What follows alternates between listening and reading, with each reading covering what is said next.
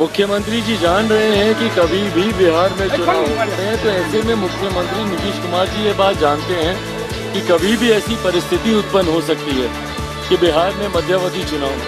भाई बस दे दें, सिर्फ बातें ही ना करें ना। 20 लाख की इन्होंने बात कर रखी है।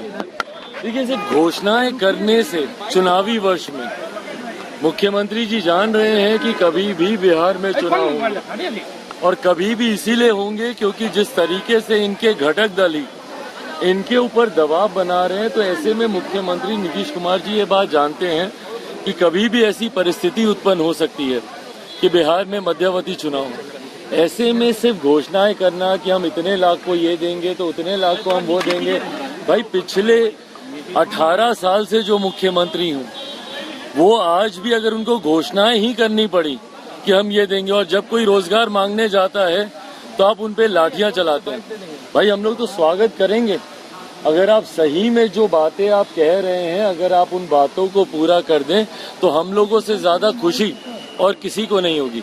पर ये बातें आपकी सिर्फ बातें रह जाती हैं, इसीलिए बिहार की जनता आपके ऊपर विश्वास नहीं कर पाती। आपराधिक घटना बढ़ गई है, क्राइम रामचरितमानस लेके आते हैं तो कोई राम पे सवाल खड़ा कर रहे हैं, सदन में आते हैं तो कोई हनुमान। अब बताइए, ये सारी बातें करने वाली बातें हैं क्या?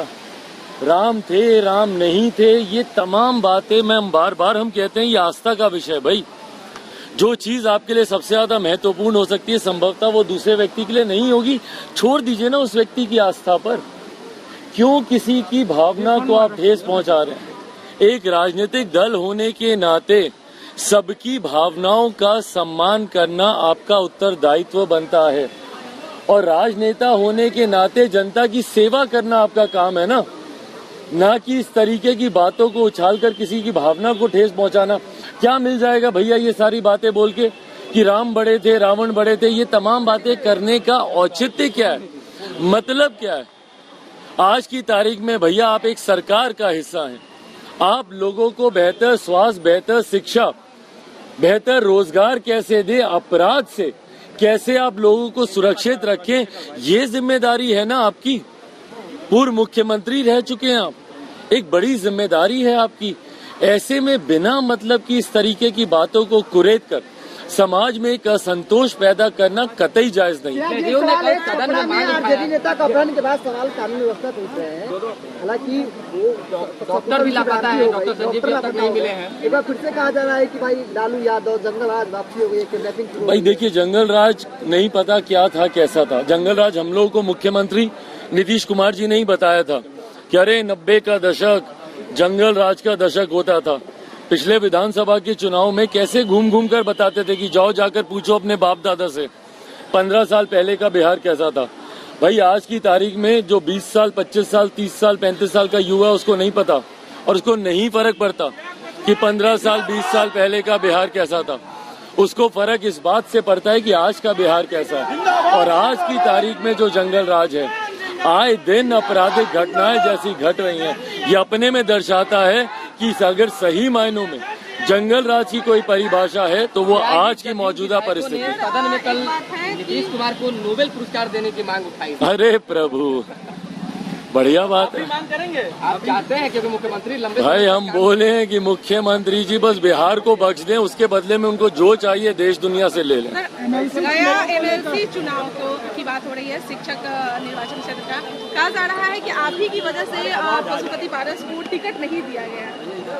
भाई मैंने अपना विरोध जरूर दर्ज मैंने कराया था कि भाई अगर एक तरफ जहां गठबंधन की बातें हो रही हैं और ऐसे में अगर किसी दूसरे को अगर इस तरीके से सीट देने की अगर बात की जाती है, मुझे इस चुनाव में चुनाव नहीं लड़ना था, इस बात को मैं स्पष्ट कर दूं। मात्र एक सीट को लेकर मैंने पहले भी कहा है कि एनडीए से गठबंधन की चर्चाएं चल रही हैं, पर जब तक तमाम बातें क्लियर नहीं हो जाती, Bihar first, Bihari first vision document को लेकर हो, लोकसभा की सीटों को लेकर हो, विधानसभा की सीटों को लेकर हो, तब तक किसी भी तरीके की गठबंधन की घोषणा करने का मतलब नहीं। और ऐसे में मात्र एक सीट पर चुनाव लड़ने के लिए या 2 सीटों पर चुनाव लड़ने के लिए एमएलसी की मैं गठबंधन की घोषणा कर दूं, ये पार्टी का फैसला कभी था ही नहीं। तो इन चुनाव में हम लोगों ने चुनाव नहीं लड़ना था, ये बात पूरी तरीके से स्पष्ट थी। बट हाँ, जिन लोगों ने पार्टी को धोखा दिया है उन लोगों को गठबंधन में रखकर उन लोगों को चुनाव लड़ाकर गठबंधन की बातें आगे बढ़े, ये भी संभव नहीं है। तेजस्वी यादव को लगातार समन भेजा जा रहा है, तेजस्वी यादव को लगातार।